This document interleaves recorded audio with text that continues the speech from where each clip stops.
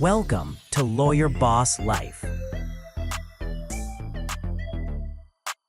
Welcome to Lawyer Boss Life, the podcast where law firm owners learn to build profitable businesses and lead lives they love.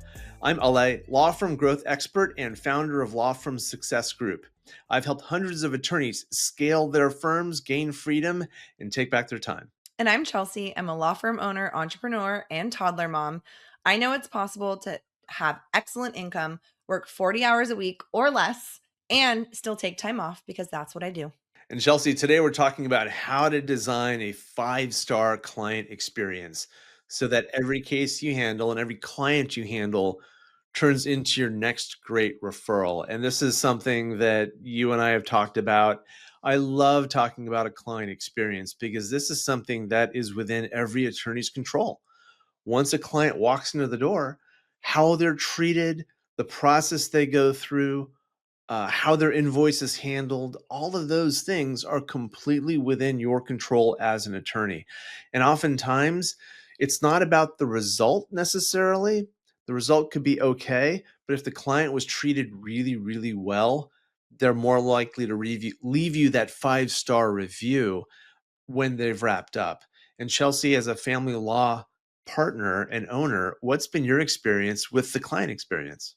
Yeah, I actually have a measurable way to kind of highlight how important this is because in mid 2024, we hired an intake specialist. So this person's job is onboarding, offboarding, and managing from start to finish, lead to retaining to closing the process for clients. So it's one person who's automated these systems. Since then, I have gotten more feedback about our onboarding process, this role and this person specifically, than I have gotten about any other member of my team, including myself, right? So the experience that these clients are getting from our intake specialist, the warmth she shows, the attention she shows, and how she executes what we promise, which is we onboard within 24 hours, and they can see that play out in a very automated fashion, has significantly increased our client satisfaction. So that's interesting. It's not getting like a basket of flowers here.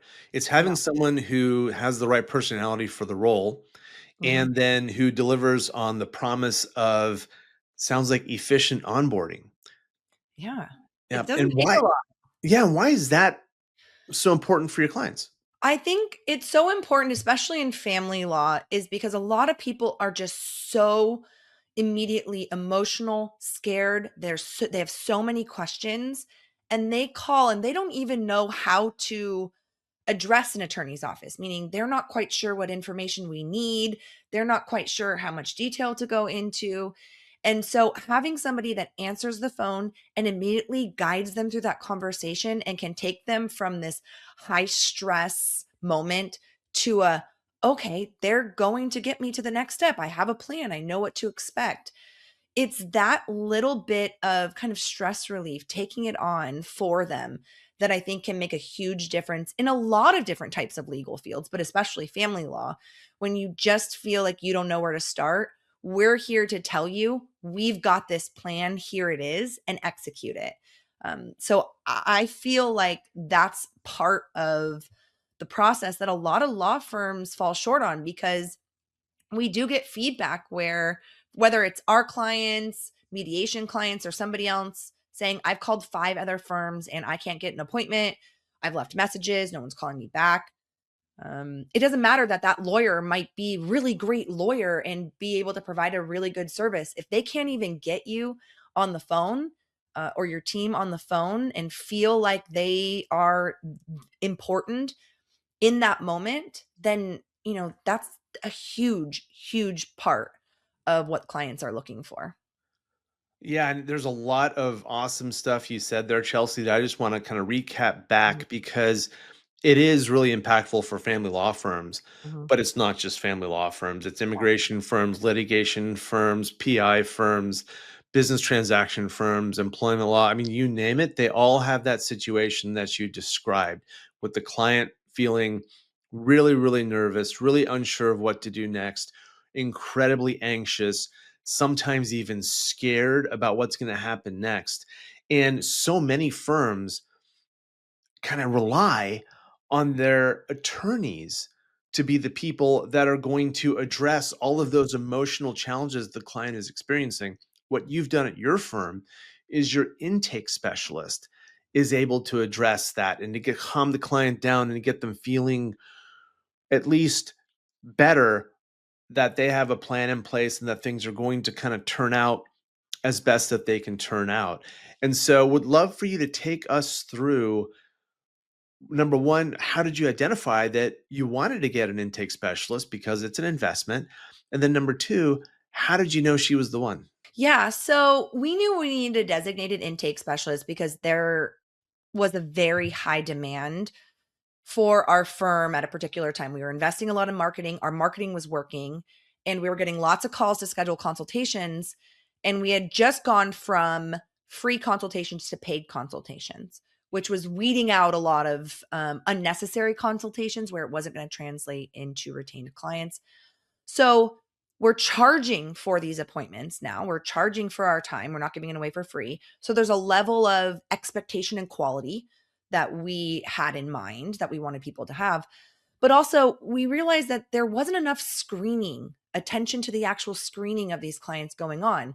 Sometimes the county wasn't right, the issue wasn't right, or the way that we practice, the culture that we've created, the type of clients that we bring in, it wasn't a good fit.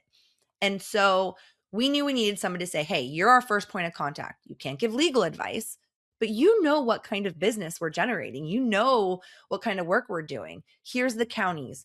Here's, specific screening questions. And she's revamped all this at this point. But we needed somebody who's going to spend a little bit of time to get to know these people without getting too much information about their case because of conflicts. Lawyers will know we don't want to create conflicts before we ever actually talk to these people.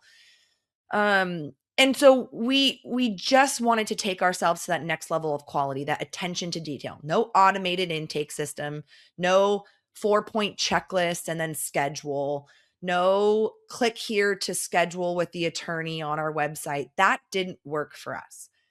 Now, when we were hiring for this role, we met with a couple people, but this particular person was the first person that we met with and had a background working in school boards and with people involved in drug and alcohol addiction programs. So she had been in situations where you have emotional parents, you have people who are at low points in their life that are just trying to rebuild, trying to get information, desperate for information and questions.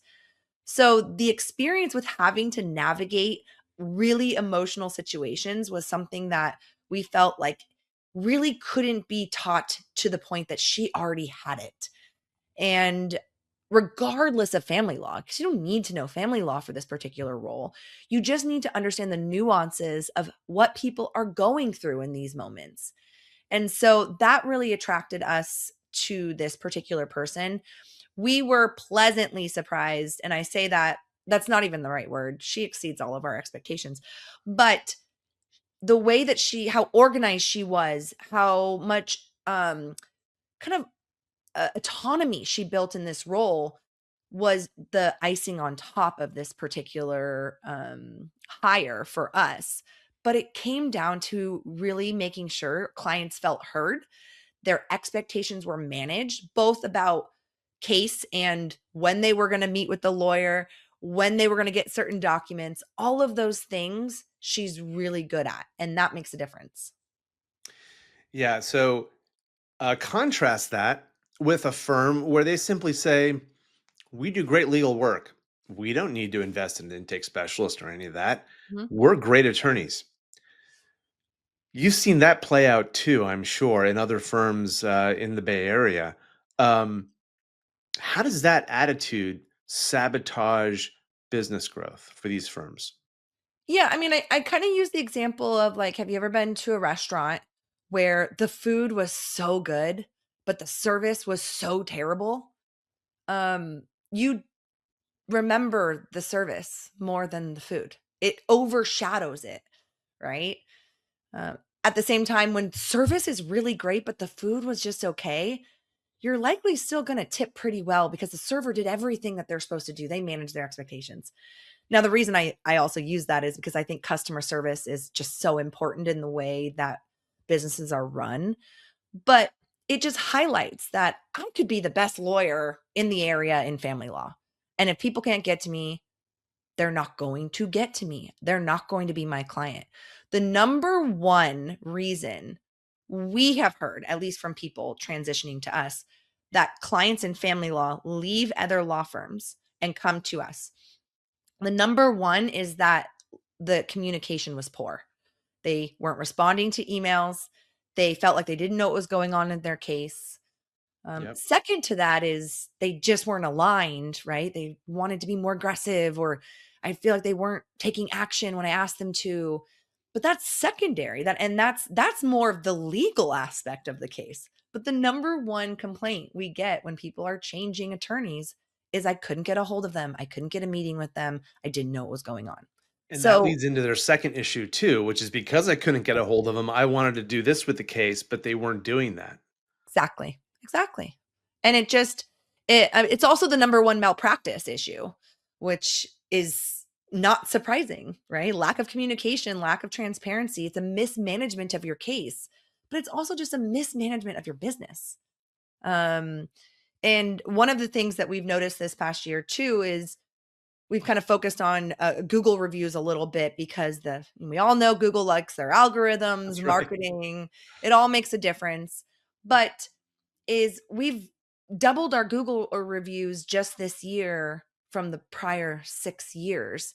And if you go through our Google review and look at them, a lot of that is focused on our intake specialist. She's named multiple times, as well as just the attention to care. It's not necessarily the legal issue. That doesn't mean I'm not a good attorney just because the customer service at my firm is being mentioned so much. It means that that is really what clients are telling us is important to them. They're literally spoon feeding it to these law firms, that attention to the client and care and listening to what they value is most important. The legal issues, generally, most lawyers are going to do a decently good job if they actually care about their client. That is going to work itself out. So, yeah, I just feel like I'm so thankful that clients have given us the feedback, both good and bad at times, to help us be able to address their number one need, which is just to really know what's going on. Well, I love your point there when you talked about how the expectation when a client actually engages with an attorney, Mhm, their expectation is that their attorney is a good attorney and can handle their situation. mhm, So for those people that are thinking, well, we do great legal work and that's enough, or why is Chelsea not being mentioned in these legal reviews? It's because they expect that you know your stuff and you're going to do a great job for them. mhm, What they don't expect is the high level of service that they're receiving from your intake specialist. How responsive she is, how great of a communicator she is, how empathetic she is. mhm. That's what they don't get from other firms. And that's why probably they're mentioning her so often in the reviews. That's really phenomenal. And the other piece of this that goes along with it, you have implemented multiple ways to get client feedback. The Google reviews are one, Mhm. but there's other ways you do it. Just talk a little bit about, what you do to get client feedback and then the difference that has made for you and your firm as you're working on your client experience. Yeah, there's a couple of things that we do, and we're always tweaking these things too because we learn as we go, right? We learn what's working. Obviously, number one is Google reviews, and our system for getting Google reviews has also been refined, following up with clients during the case, after after a hearing, right? Not necessarily when the case is done, but they just had a great hearing and it went a way that the client was really hoping and they're very happy. Getting their feedback both in a Google review or even just in an email back during the case can be helpful to get a gauge. And then obviously we have a system for when we close them out. And then we also have a system for follow up. If we don't hear from them for a couple weeks, 6 months later, and even on a yearly basis, if we didn't get a Google review back from that person, we have a method to kind of get our attention in front of them. That's kind of obviously focused on Google reviews and very specific feedback that we can use to help people find out about us. But There's a couple other things that we do, which is we really do invite a lot of feedback on our bills because we want people to make sure that they understand their bills and they are reviewing them. So we make sure to include language when we send out our bills to say, hey, please review this. Let us know if you have any questions. Let's talk about it. We regularly schedule case management conversations with our clients that are specifically about the financial implications of the case, not specific to property division, spousal support. Obviously I'm talking about the Right. outcome of the case for family law, but the attorney's fees and what it's costing them. This is costing you an average of X amount of dollars per month, X amount, whatever it is. How can we come up with a plan? That invites feedback from the clients about, do they feel like they're spending a lot of money or do they feel like it's reasonable? Because if they're saying, hey, I'm struggling with how much it's costing, they think it might be a lot of money, but that doesn't mean they think you're, too expensive. It's just the overall case. So it invites feedback about how you can manage it. And then the third way that we invite feedback throughout is also kind of getting a gauge on what the client's needs are specific to communication on a regular basis. So we have a couple clients categories of clients. We have clients that aren't great with tech. We have clients that like to email a lot and clients who like to call a lot or meet in person a lot. Those are kind of the three areas in which you're not going to communicate with all three of those people the same way.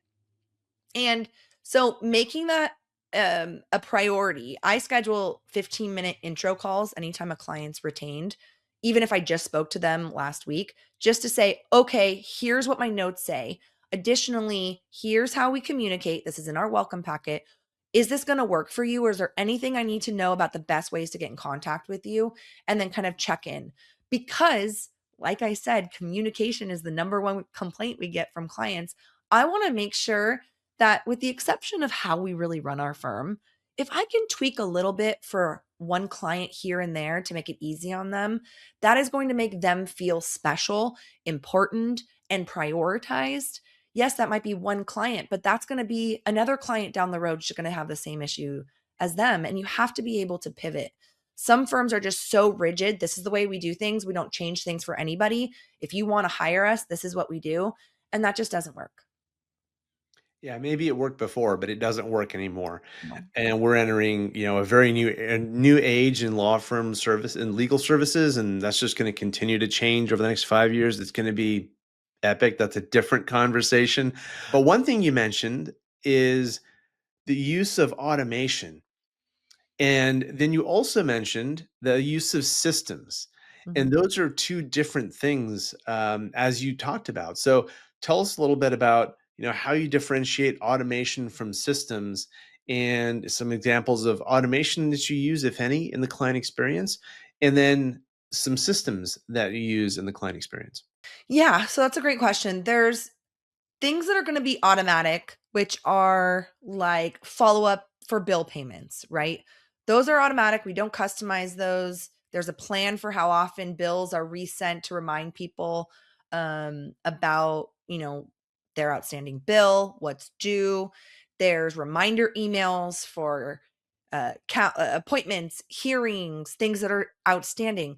We don't tweak those. That's not worth your time. Clients know that that's part of the process. They're going to be notified about a lot of this stuff. You have to set those things in motion so that nothing falls through the cracks. We also have our onboarding and our offboarding processes. There's parts of those that are automated, of course, but it's within a system to make sure that the client is completely aware of what's going on. And there's this checklist of things that we're going to go through that are going to happen. I say the client retains, my intake specialist knows to send the retainer agreement. Then they send a notification email saying you should receive a retainer agreement. Once signed, you'll receive a link for payment. I need to receive a copy of your ID. Then you'll receive a welcome packet and we'll schedule your meeting. It's kind of like that's part of the system, but it's not fully automated Right. because, like I was just saying, sometimes within these systems you have to be able to customize and you have to be able to cater to clients within those. So The biggest difference is there's a huge portion of things that can be automated that you set and forget. And systems are meant to be followed to make things as easy as possible. A lot of those things can have automation within them.